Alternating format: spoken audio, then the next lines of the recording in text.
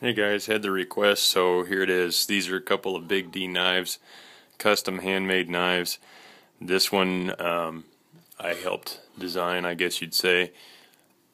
He allowed me to actually make the final pattern for it. It's G10 that I cut out and shaped and decided what I liked the feel of in my hand, and I sent him this pattern, and he turned the pattern into this knife.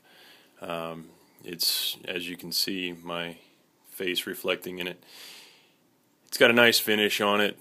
He doesn't call that a mirror polish, but it's got a nice polish finish. And this is after I've carried and used this knife for a year, and I don't polish it, or I clean it once in a while. That's about it. Both knives are CPM M4, as you can see on this one. This knife is not marked, but it's also CPM M4.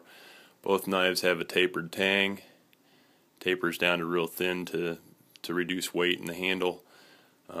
This one has a distal taper on the whole blade, and it's a modified Wharncliffe blade shape.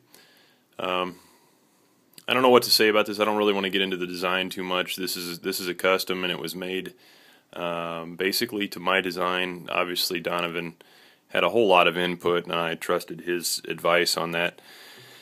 And I like it. I carry this knife every day and use it a lot. It's a great work knife.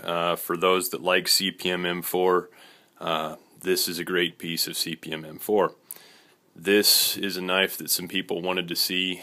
They requested, so I thought I would make a video with both of these knives in it. Also has a tapered tang.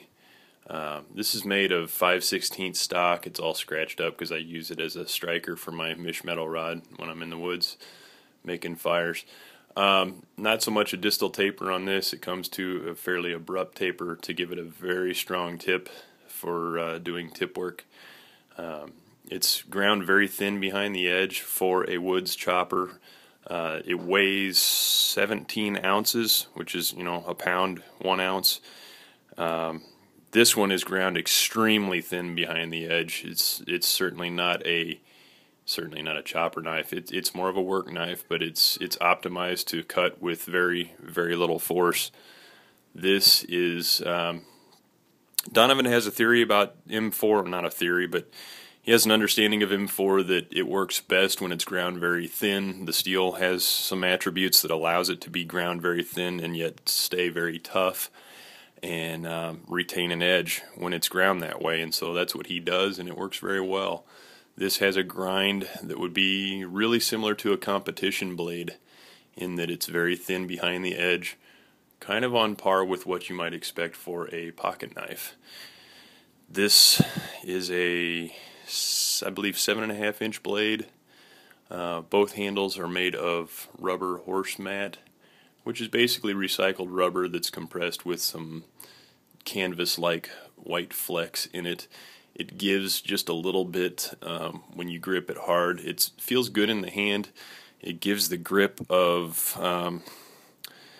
kind of like a smooth micarta, except it doesn't stain like micarta will, and it stays grippy even when it's wet, but it's not abrasive like a textured G10 would be, and so I like it a lot. Works good with gloves or bare hands. And just to give you some size comparison for some knives that you might know, let me put these in the same format, some other knives that you might know to give you an idea what the size is on these. And here's another knife that you might know to give you an idea of the thickness. That's an SE5 right here, 1/4 inch thick. Give you an idea how much thicker this one is.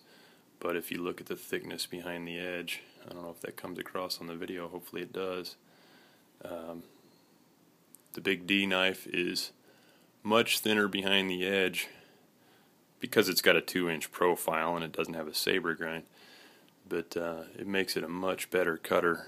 As some of you saw, I can actually use this knife to carve things, carve and whittle and do all sorts of stuff. So it's a fun knife. I really like it.